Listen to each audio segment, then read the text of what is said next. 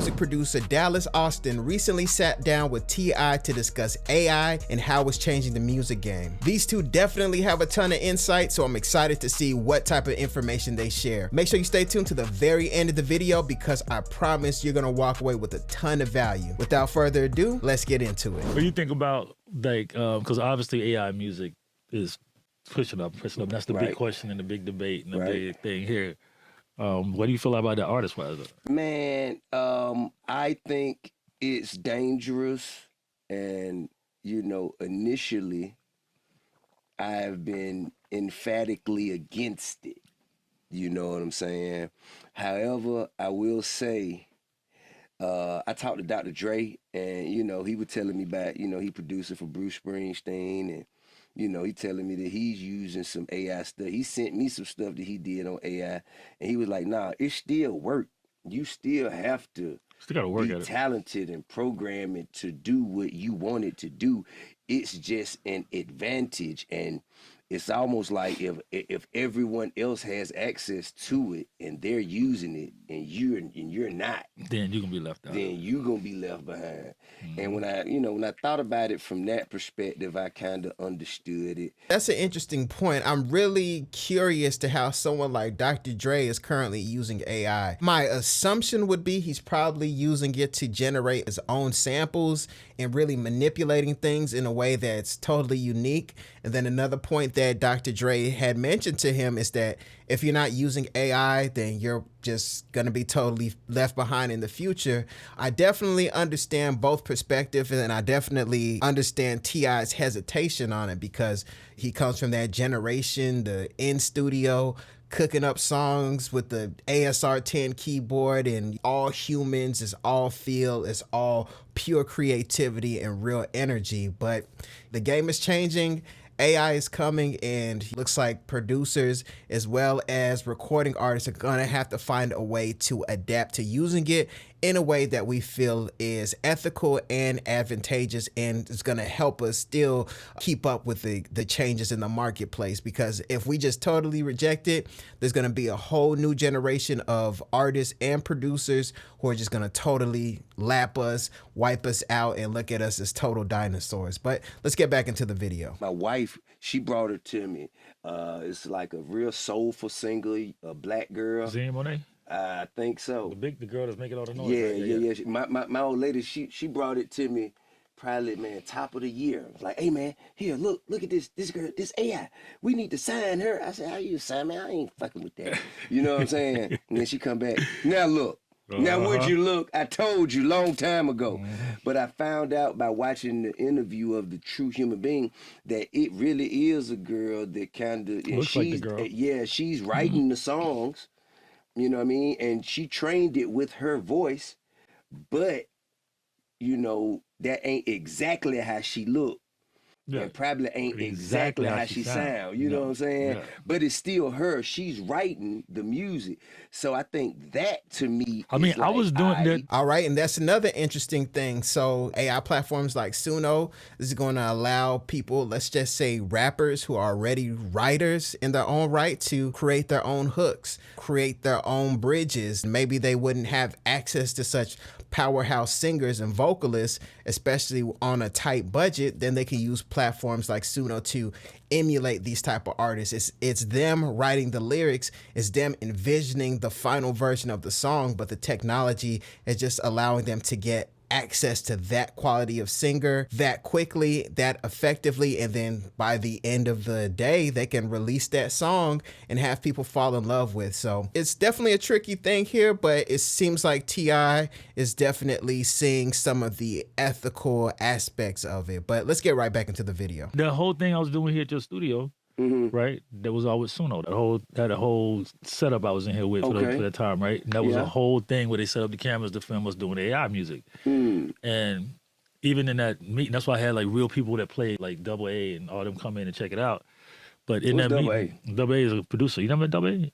Oh, he's a bad boy. He was up here with us when we was doing that. But I had him come in and check it out and all them kind of mess with it. And then that's when you really saw the tool kick in, because you're like, oh, okay. I see now. Because you still gotta do your thing. You still can tell the difference. And even when I get people that distribute records with us, the way I can tell it's AI is usually by the cover, because they haven't got cool enough yet. If you're a real artist, you're gonna get your cover to kind of match your music, right? Where when they give you AI covers, it's kind of, here's the sunset, what it is, right? So I'm like, okay, and then if it's a rock record that's going crazy, I'm like, okay, that's probably AI. Right.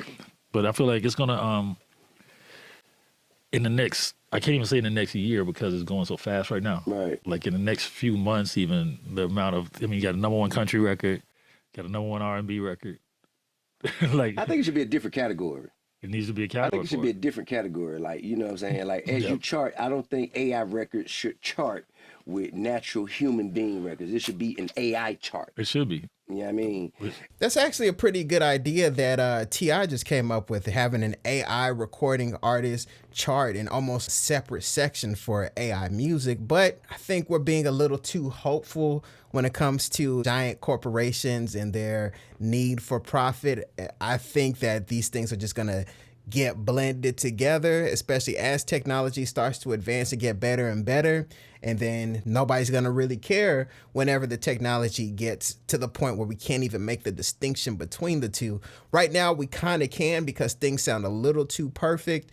But within a few months, within a year, we could get to the point where we get all those natural inflections of the human voice. Things are going to be put out there. And especially the younger generation who's starting to become music fans, I don't think they're really going to care, which is pretty scary to think about, but it looks like that's the way things are headed. So let's go ahead and get back into the clip. And I feel like it's kind of like a tool, you know what I'm saying? And a tool can be used to make things better, or it could be used as a destructive weapon if it falls into the wrong hands and is abused.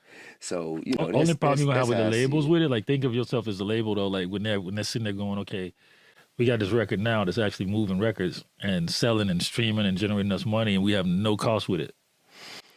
I mean, man, then that, do you know what that does? That takes away the opportunity for a true human being to actually live out their dreams. Well, it does. Because if you can deal with products rather than people, products don't talk back. That's right. You know what I'm saying? But at the same time, it's going to take away from a true human being's opportunity. I definitely feel that. And it seems like I'm even possibly predicting like a type of new counterculture that's going to come about due to the fact that AI is going to get better and better. And like T.I mentioned, this is going to take the opportunity away from a real human being. So that means that a real human being will have to come up with a new strategy to create a career.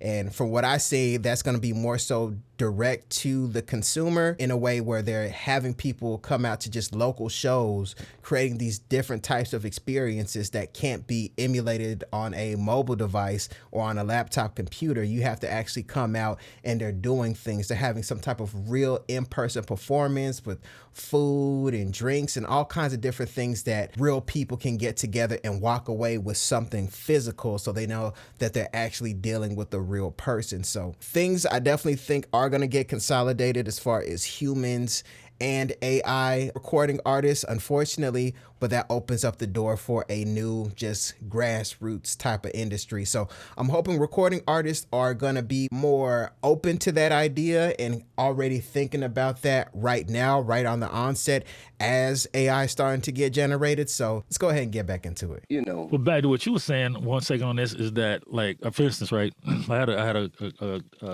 girl, a person would take pictures of my clothing company T-shirts, right? Mm-hmm. So she come back and said, okay, that's going to be, $75 a shirt or whatever. All right, cool, whatever.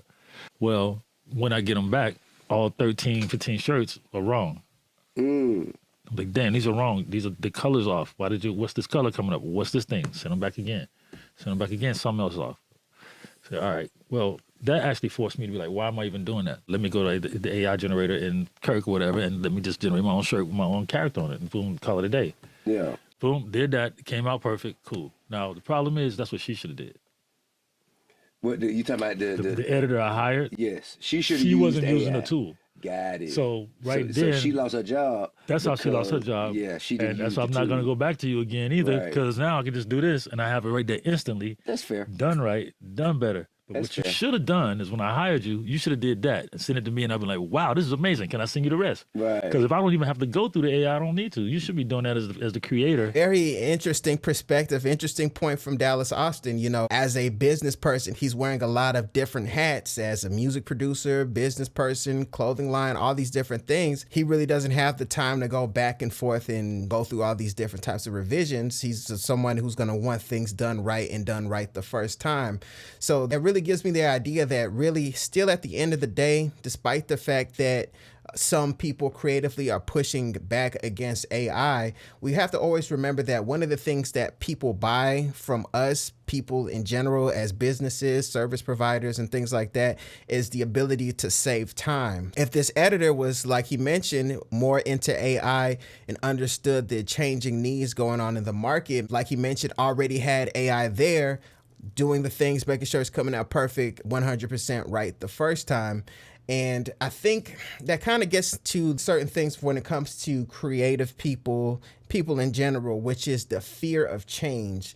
You know, sometimes we hit these comfort zones and we really like doing things. We create this rhythm, and in our industry, it's like, this is the way this goes. It's also in the music industry. We have a lot of dialogue and conversations about hardware versus software, analog versus digital, Pro Tools versus FL Studio. And now we're getting into the phase where we're talking about real human created instrumentals and recording artists versus AI recording artists and instrumentals. So the question, just as I'm speaking about this out loud, how can producers and recording artists utilize AI as a tool? Because it's inevitable. Pandora's box is already open. It's already flowing. The wave is already here. So how are ways we can utilize it to help people service our customers in a way that's helping us stay up to date on everything? Because we don't want to find ourselves in the same situation as this editor musically, because we were an old dog who didn't want to learn new tricks, and then this whole wave came and just blew us out the water. So it's tricky, especially as, you know, how AI is trained just by grabbing onto stuff on the open internet and without consent. So things are still changing, things are still developing, but right now we're kind of in limbo because things are changing rapidly. It will be someone's opportunity to utilize AI and make you so impressed because you thought they did it.